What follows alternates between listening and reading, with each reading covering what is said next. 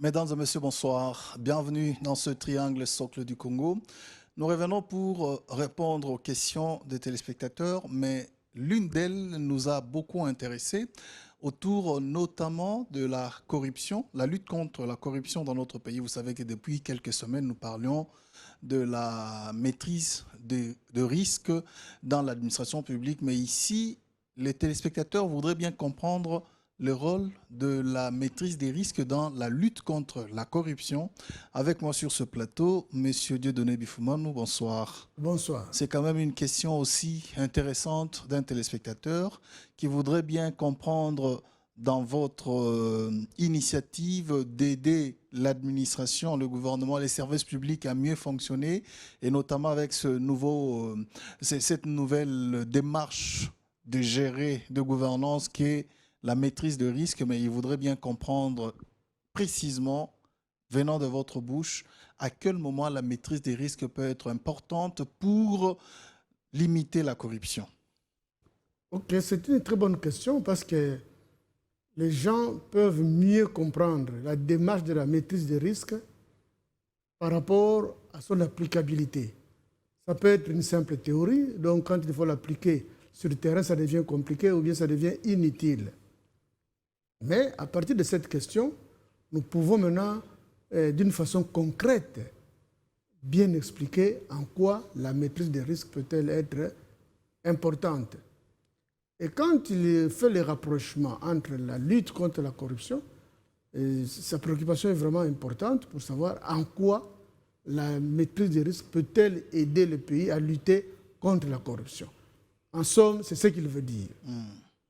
Eh bien, de ce côté-là, je dois faire un petit rappel de la nécessité de la maîtrise des risques et on va répondre clairement à cette question. En effet, la maîtrise des risques, c'est une finalité, comme je l'ai toujours dit. Ce n'est pas un moyen, c'est une finalité. C'est-à-dire quand vous avez atteint le niveau de la maîtrise des risques, c'est que vous avez diminué tous les éléments ou tous les événements qui peuvent vous empêcher d'atteindre l'objectif. Et quand vous avez limité ces événements, donc vous allez atteindre votre objectif. C'est ça la finalité. Mais maintenant, comment elle opère d'une façon concrète, ça opère comment? C'est-à-dire les moyens que la maîtrise des risques se donne pour qu'on atteigne cette finalité. Ce moyen-là, on a parlé du contrôle interne. Parce que le contrôle interne vous oblige à vous organiser. L'organisation commence par quoi? L'organisation commence par la définition, la détermination des attributions de chacun. Parce que vous êtes dans un bateau. Vous voulez atteindre un objectif. L'objectif que vous voulez traverser de l'autre côté. Mais dans les bateaux, il faut qu'il y ait un conducteur, il faut qu'il y ait des assistants, il faut qu'il y ait des mécaniciens, des électriciens, des chargeurs, ainsi de suite. Maintenant, le chargeur, ce n'est pas lui qui fait les matelots. Comme les matelots, ce n'est pas lui qui va faire l'électricité ou la mécanique. Donc, on spécifie les tâches. Vous, matelot, vous allez faire ceci. Vous, mécanicien à bord, vous allez faire cela. Donc, on vous distribue les tâches. Parce qu'une seule personne ne peut pas tout faire. Donc, chacun doit être précisé que toi, tu dois t'occuper de la mécanique, l'état du moteur. S'il y a des lubrifiants qu'on doit ajouter, c'est vous qui allez déterminer ça. C'est votre spécialité. C'est-à-dire que chacun devrait retenir à cœur ses attributions. Justement, donc, chacun doit savoir. D'abord, on me demande de prendre place à bord de ces bateaux. Pourquoi? Mais vous pouvez prendre place à bord juste pour préparer, juste pour aller arranger les lits, juste pour aller faire ceci. Donc, chacun doit savoir pourquoi il est engagé et pourquoi il doit faire partie de l'équipe qui doit traverser de l'autre côté. Et c'est pareil quand on est engagé dans les services publics. Mais justement, c'est-à-dire un service public, comme dans une entreprise, c'est la même chose. Vous formez un groupe, une famille, quelle que soit l'appellation que vous allez donner à ce groupe-là, mais c'est un groupe. Et dans ce groupe, tout le monde ne doit pas jouer les mêmes rôles. Il faut que les rôles soient spécifiques et spécifiés. Et ces rôles-là ne doivent pas être des rôles tacites. Ils doivent être des rôles bien connus de tous. On sait que quand il faut arranger les lits, c'est elle qui le fait. Et quand le lit n'est pas bien arrangé, c'est lui qu'on doit interpeller. On sait qu'on doit manger à 12 heures, c'est elle qui doit nous préparer à manger. On ne mange pas, c'est lui qui doit être interpellé. Donc la répartition des tâches doit être précise. Et quand vous avez réparti les tâches, que tel va préparer, tel va faire ceci, mais maintenant on vous pose la question, comment vous devez faire ça? Vous êtes cuisinier, mais vous devez savoir comment vous devez préparer. Vous n'allez pas aller chercher des braises dans un bateau, vous êtes dans un bateau, vous dites, il faut, si le bateau prévoit qu'il faut avoir des braises, là vous allez déjà dire ça d'avance, qu'apprêtons les braises. Donc tout se prépare en avance. Mais justement, on n'improvise pas. On n'improvise pas. Maintenant, quand vous avez cette précision que tel va préparer, il va préparer avec quoi? Ah non, il y a un réchaud qui est là-bas, on prévoit les réchauds. Ah non, il faut au moins parler avec les braises. On prévoit des sacs de braises. Comme ça, quand il faut préparer, le problème ne se pose pas. Bon, maintenant, vous allez préparer. Est-ce que nous allons acheter du poisson en cours de route? Nous allons pêcher nous-mêmes? Ou bien nous allons prévoir les poissons dans les bateaux? C'est à vous de voir. Si vous estimez qu'il est possible de pêcher pendant que les bateaux avancent, mais vous prévoyez ça. Que nous, quand nous arriverons à tel moment, à tel endroit, on va stopper un peu pendant quelques 2 heures pour pêcher. Donc voilà comment on évolue, avec précision. Quand vous arrivez maintenant, quand chacun a fait son rôle, le cuisinier a bien apprêté tout ça, il sait qu'il ne doit pas préparer comme s'il préparait la nourriture je ne sais pas, des jeunes gens dans un internat ou bien comment. Il sait que ceux qui doivent manger, ils aiment manger telle nourriture, il prévoit tout ça. Maintenant, les risques est lesquels? Ah, attention, mais si on faisait une traversée de 3 jours, on doit prévoir une quantité adaptée à 3 jours. Mais si on se disait, bon, par mégarde, on se disait seulement qu'on prévoit une nourriture d'une journée. Ou quelqu'un, c'est lui qui a fourni la nourriture. Et tous ces éléments, on est capable de les préparer en avance dans notre service public, dans nos services publics tels que nous les connaissons. Les torts, inefficaces, et tous les mots possibles qu'on évoque pour définir nos services publics. Vous pensez qu'avec cette démarche, on est capable alors d'organiser à ce niveau? Mais bien sûr, ce n'est pas compliqué. Ce n'est pas compliqué, pourquoi? Parce que l'attribution des tâches, c'est compliqué. Pourquoi on crée les services publics? Est-ce qu'avant de les créer, on ne sait pas analyser ça? Non, on peut analyser. Nous parlons des services qui existent déjà, où vous avez le personnel qui, pour la plupart, sont appelés ou sinon engagés, sans pour autant connaître exactement qu'est-ce qu'il fait, quelles sont ses tâches spécifiques. D'abord, il faut... Est-ce que ça, dans le cadre de dans le cadre de nos services, dans le contexte de nos services actuels, est-ce que il faudrait peut-être pas passer par un lavage avant un redressement? Non, ce n'est pas ça. L'homme est un homme. L'homme, mais on connaît ce qu'est l'homme. L'homme peut avoir telle matière dans sa tête, mais si vous voulez que cet homme la change, mais donnez-lui une autre matière en tête. Ce n'est pas que l'homme est un... Quand vous êtes déjà bourré de ceci, vous ne pouvez plus changer. Non, le changement est possible pour l'homme. C'est-à-dire la réforme de l'administration publique, par exemple, passe déjà par les recyclages des agents. Ça, c'est une conséquence. On ne peut pas conclure d'emblée. Non, c'est une conséquence. C'est-à-dire organiser d'abord les choses. Vous dites, nous avons tel service. Qu'est-ce qu'on va voir comme élément? Vous déterminez les tâches de tout le monde. Quand vous les avez déterminées, maintenant, dans le fonctionnement ordinaire, c'est comme je dis, le contrôle interne, c'est-à-dire qu'il faut que chacun sache ce qu'il doit faire, que chacun sache comment il doit faire ça, Dans un manuel de procédure. Mais bien sûr, c'est inévitable. Maintenant, dans le comment il doit faire ça, c'est là on va voir, est-ce que celui-ci qu'on a mis s'adapte, est-ce qu'il est capable de faire ça? S'il n'est pas capable, parce qu'on peut recruter quelqu'un aujourd'hui incapable d'agir, mais celui qui était là pouvait facilement s'adapter. C'est un problème d'adaptation. Il y a des formations qu'on doit donner aux agents. C'est-à-dire que nos fonctionnaires ne sont pas seulement ceux qu'on les a toujours accusés, mais ils sont aussi capables de On les s'adapter. accuse de quoi? Non, parfois on les accuse. Nous parlons de la corruption notamment, vous voyez. Justement. Et déjà dans notre environnement, on parle d'une administration publique, des services publics qui sont parfois, qui seraient aussi corrompus dans leur façon de faire, dans leur contact avec l'extérieur. Est-ce qu'on peut facilement parvenir à redresser ou sinon à inverser la tendance? Mais c'est justement ça notre lacune. On parle de la corruption, on parle des services publics, ils sont corrompus. Concrètement, c'est quoi? Quand on se limite aux théories, on ne vous comprendrez pas le fond. Mais la cause, je dis bien une des causes principales qui poussent les fonctionnaires à ne pas, disons, à se comporter selon, disons, d'adapter leur comportement à l'environnement dans lequel ils évoluent. C'est quoi, vous croyez? Oui, mais c'est l'incertitude du lendemain. Comment voulez-vous quelqu'un qui a travaillé pendant 30, 40 ans, mais à la fin de sa vie, il devait un chiffon? Pourquoi? Parce qu'il a été honnête, il a travaillé correctement, il devient un chiffon. Alors maintenant, les autres qui voient ça, comment ils vont se comporter?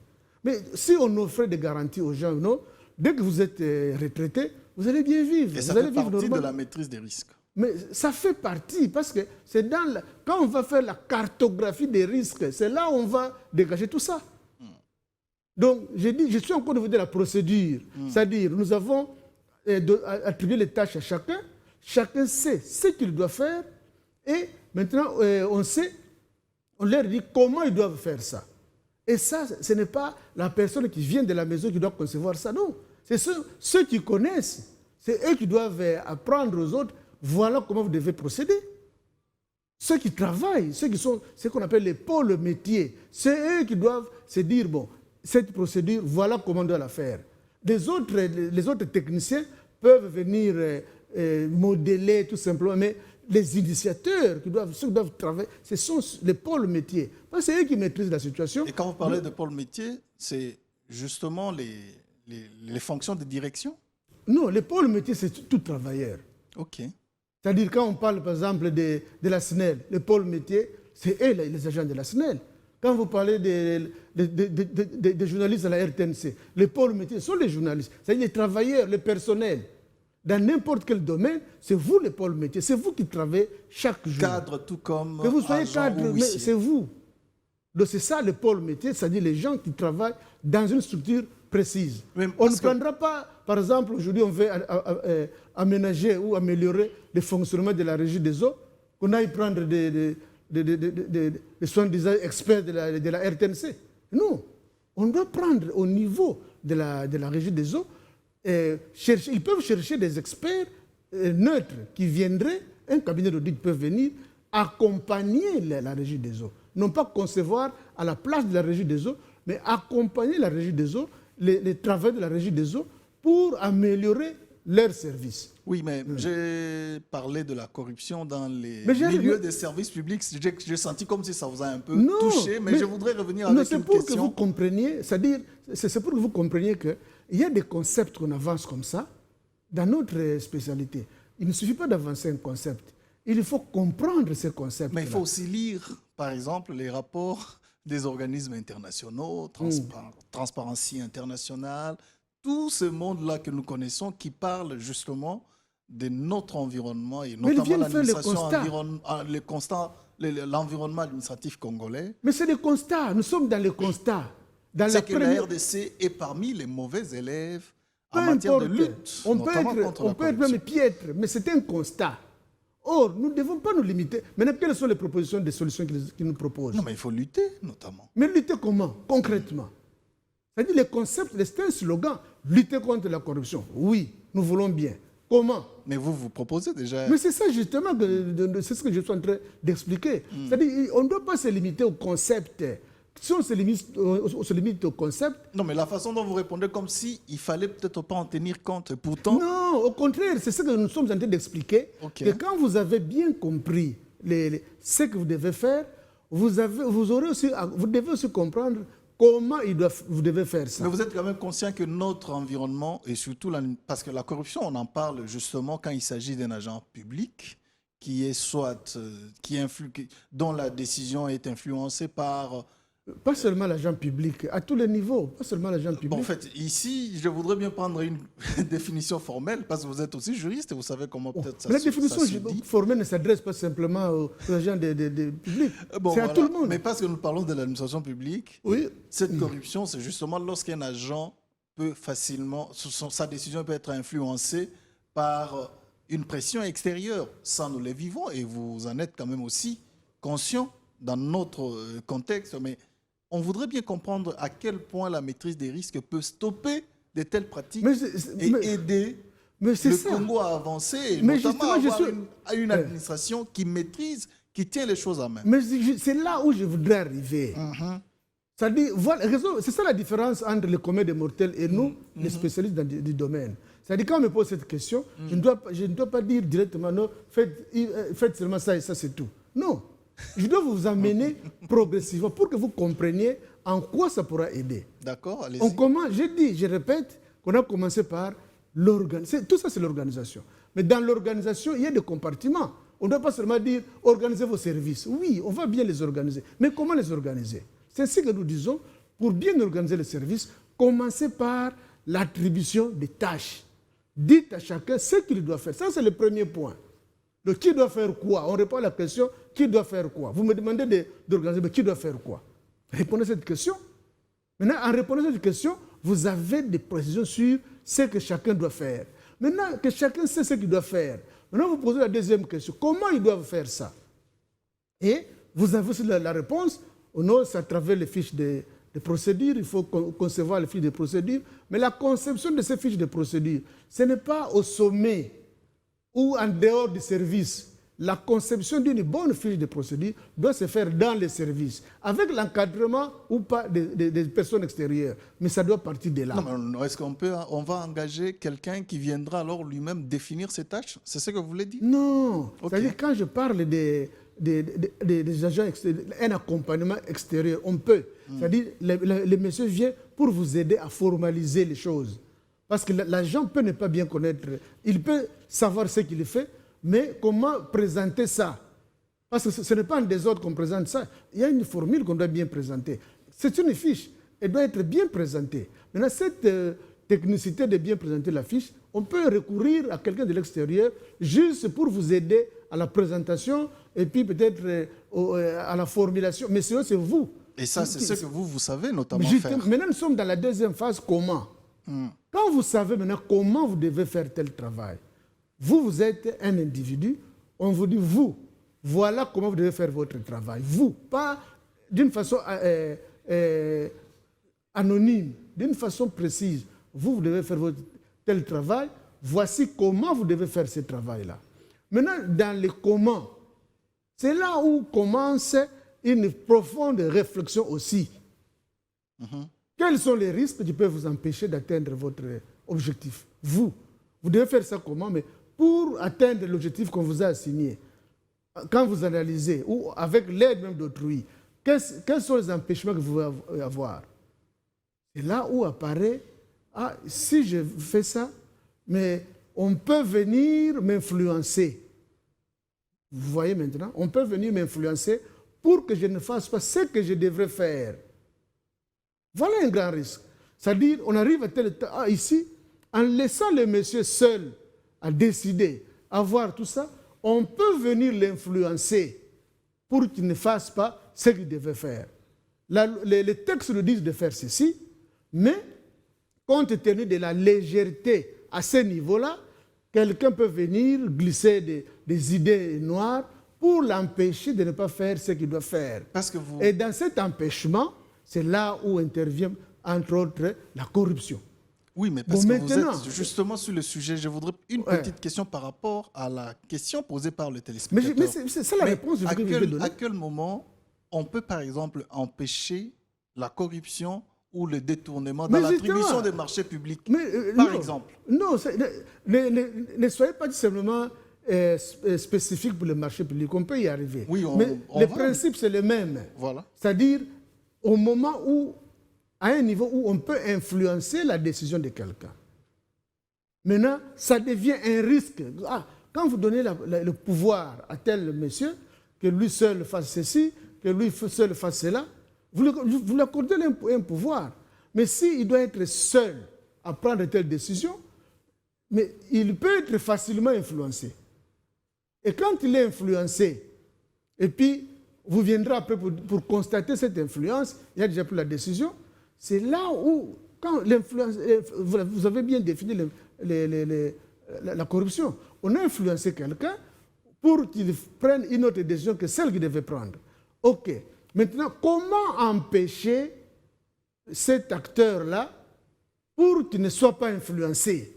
C'est là la réflexion. Oui, les garde-fous. Mais justement, c'est là où, parce que quand vous avez défini ça, vous êtes arrivé à ce niveau-là, qu'il faut empêcher quelqu'un pour qu'il ne soit pas influencé, c'est un risque que vous soulevez. C'est-à-dire que vous avez identifié un risque. Or, quand vous avez identifié un risque, il faut l'évaluer. Est-ce que cette influence peut-elle réellement empêcher qu'on atteigne l'objectif? Parce qu'un huissier peut aussi être influencé. Ne pas faire entrer quelqu'un chez le chef ou ne pas nettoyer le bureau du chef. On peut l'influencer. Mais maintenant, est-ce que cette influence a la même force, même teneur que celle, que l'influence qu'aurait les chefs pour signer un document? Donc maintenant, on a identifié ces risques-là, oui. Le huissier peut être influencé, il fait semblant de perdre le bureau, la clé du bureau, et puis les chefs n'entrent pas. Bon, maintenant, entre cette influence et l'influence du chef, est-ce que c'est la même teneur? C'est là où on parle de l'évaluation. Donc vous avez identifié les risques. On peut l'influencer, oui. Maintenant, vous évaluez la dangerosité. Qu'est-ce qui est plus dangereux? C'était le risque. Quand vous avez évalué, vous avez identifié et évalué ces risques-là, maintenant, vous allez chercher les mesures de prévention. Et pour que le huissier en question ne soit pas influencé jusqu'à ne pas ouvrir la clé du chef, mais on peut prendre des mesures en disant, bon, le huissier a sa clé, réservons aussi une clé pour le chef. Vous savez, quand le chef arrive, mais tu n'as pas nettoyé le bureau, pourquoi? Tu n'as pas fait ceci, pourquoi? Ah non, c'est-à-dire j'avais perdu la clé, tout ça, tout ça. Mais si le chef a sa clé, il peut ouvrir la clé. Et la porte, et puis il entre. Donc ces risques-là, on l'a géré de cette façon-là en disant une clé pour le chef, une autre pour le huissier. Ça, c'est une façon d'évaluer. Maintenant, les autres cas d'évaluation, c'est celui qui peut signer ou tel risque, c'est la même logique que maintenant, comment empêcher celui-là à ne pas être influencé? Maintenant, c'est quand vous allez gérer, c'est ça la gestion du risque. Quand vous allez commencer à gérer, pour l'empêcher, il faut que la chose soit déjà publique, par exemple. Comme ça, dès que ça arrive chez lui, c'est déjà connu de 4-5 personnes. Et quand il sera influencé, mais tel aussi était informé. Non, nous, ce n'est pas comme ça qu'on avait appris ça. Par exemple, c'est une façon de gérer les risques. Ou peut-être, quand ça arrive à tel niveau, il faut déjà informer le chef, le supérieur. Comme ça, c'est lui qui aura les dossiers, n'aura plus la marge de manœuvre. Oui, mais... Ou il faudra les contrôler après. La gestion du risque, c'est là où l'on gère justement la façon de lutter contre la corruption. Oui, mais la maîtrise de risque dans la gestion, dans la lutte contre la corruption, les mesures qu'on prend pour notamment limiter les risques de corruption sont-elles seulement limitées au niveau moral ou il faut avoir un arsenal juridique, par exemple, pour notamment empêcher le fonctionnaire à tomber dans ce piège? Mais justement, c'est quand on a, quand on a fait le traitement de ces risques-là. C'est-à-dire on a fait ce qu'on appelle, beaucoup de personnes savent ça, la cartographie des risques. Vous connaissez ce que vous devez faire, comment vous devez faire ça. Maintenant, il y a une... C'est des gros mots, hein, et en plus... Non, ce n'est pas des gros mots. Ça semble passer comme des grosses théories que l'on peut comprendre difficilement. C'est-à-dire c'est ainsi qu'on se rabat à des termes normaux. Quand on dit, par exemple, identifier un risque, il n'y a rien d'extraordinaire. Ou quand vous avez identifié les risques, il faut l'indiquer, c'est lui-là, vous l'avez découvert. Maintenant, comment est-ce un risque dangereux? Parce qu'il y a des risques qui sont risques, effectivement, mais dans la faisabilité, c'est un risque mineur. C'est-à-dire, la probabilité, l'évaluation, c'est quoi? Est-ce que c'est un risque probable? Et si ça survenait, c'est un risque dangereux. Il y a des risques improbables, hein? C'est comme par exemple dans l'avion. Mais l'avion, il suffit qu'il y ait crash, disons une panne au-dessus là-bas, les conséquences sont énormes. Mais la probabilité, il y a combien de crashs par semaine à travers le monde? Il n'y en a pas beaucoup, parce qu'on a fourni un effort pour bien gérer les avions et éviter ces crashs-là. On a évité un risque. Mais du point de vue probabilité, mais ce n'est pas beaucoup. Mais du point de vue dangerosité... Bien qu'il n'y a pas de risque zéro. Il n'y a pas de risque zéro, bien sûr. Mais du point de vue dangerosité, c'est grave. Alors maintenant, c'est là où, quand on a évalué les risques, on s'est dit, bon, comment les gérer? C'est-à-dire, quelles mesures il faudra prendre pour éviter ça? Il y a des mesures qu'on peut dire, bon, pour nous, nous sommes dans l'entreprise, mais avant que les dossiers ne passent à tel endroit, on peut, par exemple, les transférer quelque part. Il faut qu'il y ait un expert extérieur qui vienne approuver ce que vous avez fait avant de continuer le chemin. Ça, on transfère les risques, c'est-à-dire la solution, il faut que quelqu'un de l'extérieur vienne dire un mot avant de continuer. Ça, c'est un transfert de risques. Tout ça, c'est comme maintenant, par exemple, au niveau de certaines entreprises publiques. Il y a des dépenses, avant de les faire, l'IGF vient d'abord contrôler, vient donner l'aval. Mais c'est pourquoi? Mais c'est dans l'entreprise que tout devait se faire. Mais quand on dit l'IGF, qui est un service extérieur, qu'il vient d'abord donner son aval, c'est une façon de transférer la gestion de ces risques-là auprès de l'IGF, pour que l'IGF vous donne une certaine garantie raisonnable pour bien passer. C'est tout ça la prévention contre les désagréments. Nous sommes dans un pays où on parle de détournement, de corruption. C'est toujours en termes de millions. Et parfois, ça fait mal aux oreilles lorsqu'on apprend qu'on a détourné autant de millions, tel a fait ceci, cela, et autour notamment de l'argent public. Est-ce que le gouvernement a vraiment intérêt à expérimenter la maîtrise des risques dans la gestion notamment des fonds publics? Le gouvernement sera dans l'obligation de tenir compte de ça.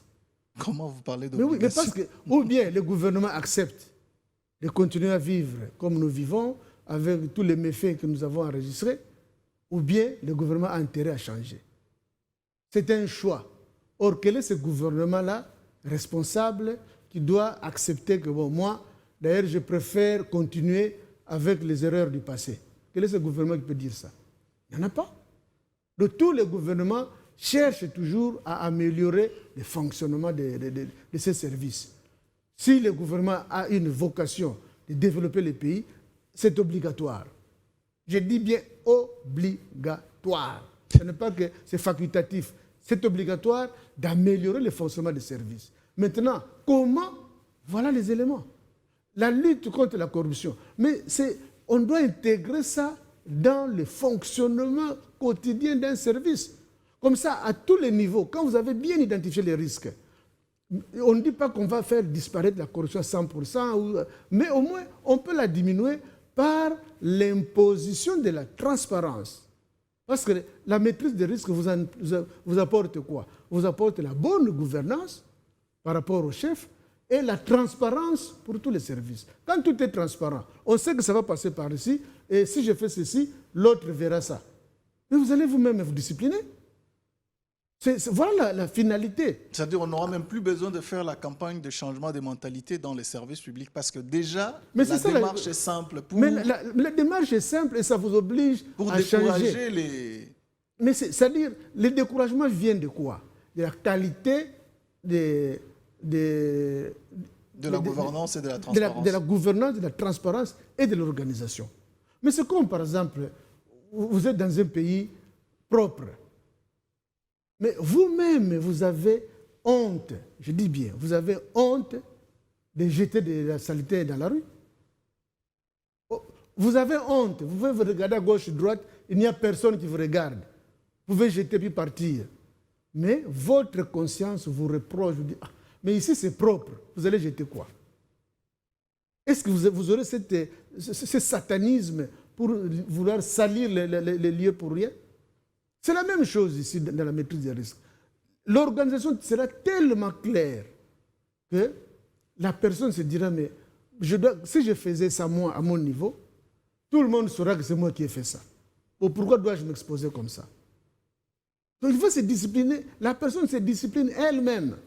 Parce que c'est tellement transparent, parce que les services évoluent dans la transparence et les chefs évoluent dans la bonne gouvernance. Mais la conséquence, c'est tout ça. Donc tout le monde est démasqué. Vous faites ceci, même vous pouvez sauter un service, mais le deuxième contrôle, on découvre que c'est vous qui avez fait ça. Et vous sanctionnez immédiatement. Et peut-être ça peut aider aussi le gouvernement à supprimer certains services de contrôle, par exemple. Mais bien sûr, c'est-à-dire, ce n'est pas supprimé. C'est-à-dire, quand on fait la maîtrise des risques, quand on fait cette cartographie des risques, on sait qu'est-ce qu'on doit faire. À tel niveau, vous stoppez, vous réfléchissez. Qu'est-ce qu'on doit faire? Voilà ce qu'on doit faire. Si tel service est important, on les laisse là-bas. Mais s'il n'est pas important, ou on peut changer de nature. Ce n'est pas que ce qu'on fait maintenant doit nécessairement demeurer. Non. Ça peut demeurer comme ça peut être changé. Ou ça peut demeurer en changeant les stratégies, ça peut demeurer en faisant... Mais la réponse ne vient pas de soi. La réponse vient du traitement des risques. C'est-à-dire quand on a fait une bonne cartographie, on dégage les éléments. On peut se dire, mais ici, il y a c'est un service où on a besoin seulement de 50 personnes. Mais quand on demande, il y a 150 personnes. Donc, il y a 100 personnes de trop. Et là, on démontre qu'il y a 100 personnes de trop. Ici, on a besoin de 50. Parce que le 100, donc, voilà un gaspillage, un chômage déguisé. Mais le mot chômage déguisé existe pourquoi? Mais c'est pour identifier un service qui a besoin de X personnes, mais qui en a plus. De les autres ne foutent rien. Un petit travail qui peut être fait par une personne, on le confie à 3-4 personnes. Mais c'est un chômage déguisé. Mais tous ces petits détails-là, avec la maîtrise des risques, on les déniche. Et on trouve des solutions. Maintenant, ceux qui sont de trop, qu'est-ce qu'il faut faire d'eux? Faut-il les renvoyer au village pour les faire l'agriculture? Ou bien comment? On trouve la solution. Non, ceux-là, il y a tel service là-bas qui est moins garni, on peut les envoyer là-bas. Ou ceux-ci, bon, ils sont peut-être... Ils pourront être mieux dans l'enseignement, on les envoie à l'enseignement. Ça, c'est la gestion des risques qui détermine tout ça. On ne fait rien au hasard à ce moment-là. Et on diminue justement les dégâts. Parce que la prévention devient très, très efficace. On prévoit tout. Même si le risque zéro n'existe pas, mais au moins la prévoyance est de mise. On sait que tel service peut même dire dans 5 ans ou dans 3 ans, voilà comment nous allons évoluer. Quand on fait de bonnes analyses, que non, les goulots où il y avait beaucoup de flou, c'est ces goulots-là. Comment rendre transparent cet environnement-là et éviter justement la corruption? Vous réfléchissez, vous donnez des solutions. Et la maîtrise des risques, ça c'est ma question encore. Est-ce qu'elle peut faire partie des enseignements dans les écoles, par exemple? Mais tant mieux. Mais il y a des universités qui donnent des enseignements comme ça. Parce que quand on doit faire l'audit interne, il y a des facultés dans certaines universités. Oui, mais c'est vrai, il y a des cours d'audit, mais quand vous parlez de la maîtrise des risques, c'est beaucoup plus spécifique. C'est spécifique, mais l'audit ne peut pas bien fonctionner sans la maîtrise des risques. Donc, ce qui veut dire que ceux qui apprennent l'audit interne, ceux à qui on apprend l'audit, doivent obligatoirement connaître aussi la maîtrise des risques. Parce que c'est eux qui doivent évaluer la qualité de ces contrôles internes-là. Les contrôles internes que vous êtes imposés, qui a pour finalité la maîtrise des risques, ce contrôle interne doit être évalué. Mais qui doit venir évaluer ça? C'est l'audit interne. Mais pour que l'audit interne vienne évaluer le contrôle interne, mais il doit connaître. Sinon, comment? Et l'audit interne est au-dessus. Même, évidemment, je ne voudrais pas entrer dans les domaines trop techniques en disant, quand on parle de 3 lignes de métiers dans les domaines, mais il y a la première ligne, deuxième ligne, mais l'audit, la maîtrise des risques est dans la deuxième ligne. Mais l'audit interne est dans la troisième ligne. Évidemment, là, ce sont des détails trop techniques pour ne pas perdre les gens. Donc, c'est pour dire que quand un auditeur, c'est lui qui est au-dessus, qui doit avoir des connaissances dans tous les domaines. Il doit maîtriser l'entreprise. Alors, une autre question, comment le gouvernement pourrait faire pour ramener la maîtrise des risques dans les services publics? Comment alors, concrètement? Mais concrètement, c'est quoi? C'est la décision de l'autorité. Et c'est lui qu'on appelle, en termes techniques, le sponsor. Quand l'autorité dit, bon, moi je voudrais améliorer le fonctionnement de mes services. Ah bon? Oui. Mais le chef est chef. C'est lui qui donne maintenant le pouvoir aux autres. Maintenant, on parle de l'IGF. Est-ce que l'IGF a existé depuis quand? Depuis plusieurs années. Plus de 20 ans, plus de 30 ans même que l'IGF a existé. Mais pourquoi ne parlez pas de l'IGF avant? Seulement maintenant qu'on sent que l'IGF est là, elle travaille sérieusement. Parce Pourquoi? qu'on a ajouté des pouvoirs, des attributions. L'IGF a les mêmes attributions qu'il y a plusieurs années. Du point de vue attribution, qu'est-ce qu'on a ajouté à l'IGF? C'était la différence, pas maintenant, même son appartenance à la présidence de la République. Mais c'est fait depuis longtemps. Avant, l'IGF dépendait du ministre des Finances. Mais à partir d'un certain moment, maintenant, elle dépend de la présidence de la République. Mais c'est depuis quand? Depuis plus de 5 ans, plus de 10 ans même, ou près de 10 ans. Bon, maintenant, depuis ce temps-là, depuis que l'IGF appartenait à la présidence, est-ce qu'il y avait un impact de cette façon-là? C'est qu'il y a un sponsor.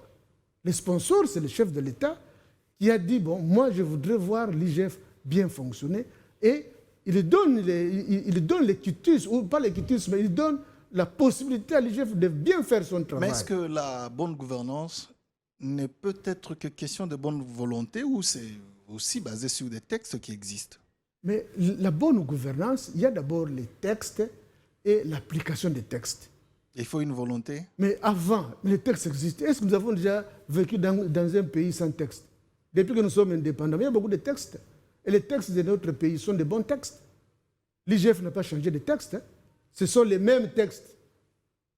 Mais c'est le gouvernant, le chef de l'État qui dit « Moi, je voudrais apporter beaucoup d'importance à l'IGF ». C'est ça le sponsor. Donc le chef de l'État s'est fait sponsor de l'IGF. Alors le gouvernement devrait aussi se faire sponsor de la maîtrise des risques pour l'installer dans les services publics. Mais c'est ça. C'est ça que nous disons. C'est-à-dire maintenant, il n'y a pas seulement le gouvernement, parce que le gouvernement a des services tout simplement limités. Ce n'est pas le gouvernement qui gère l'administration de l'Assemblée nationale ou bien du Parlement. Ce n'est pas le gouvernement qui gère l'administration de la présidence de la République.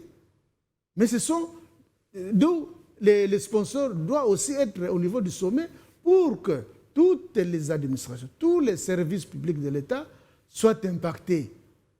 Les sponsors donnent les mots d'ordre, l'administration du Parlement se jette dans l'eau et puis ils font ce qu'ils doivent faire.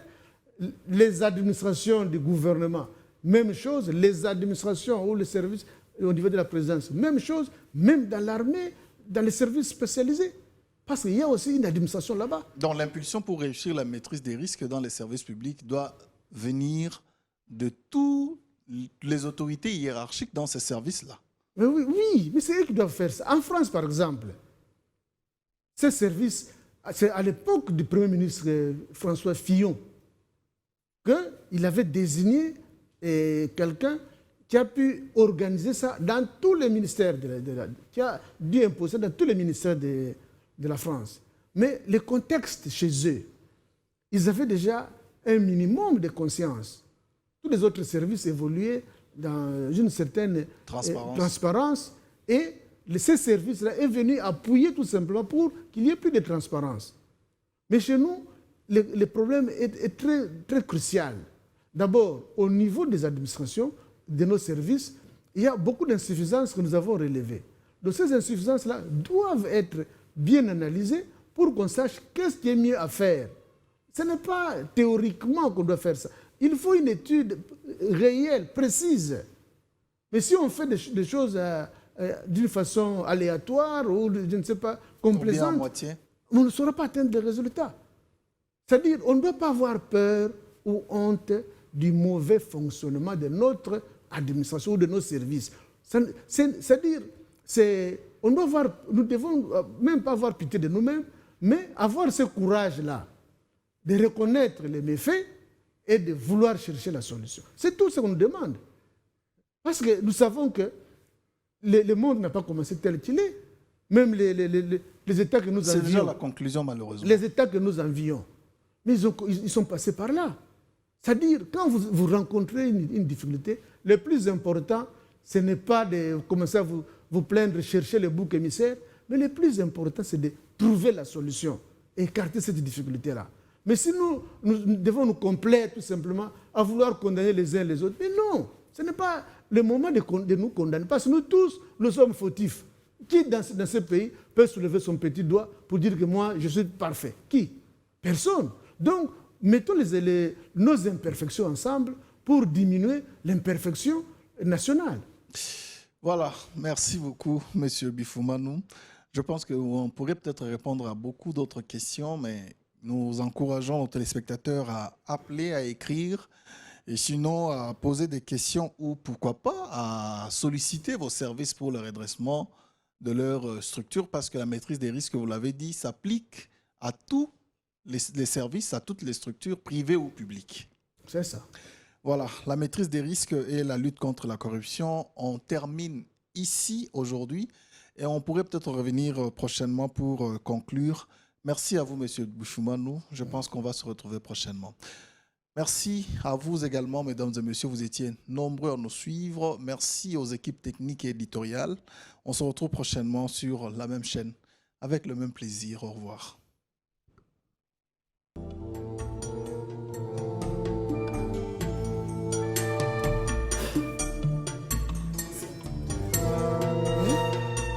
Ça dépend des...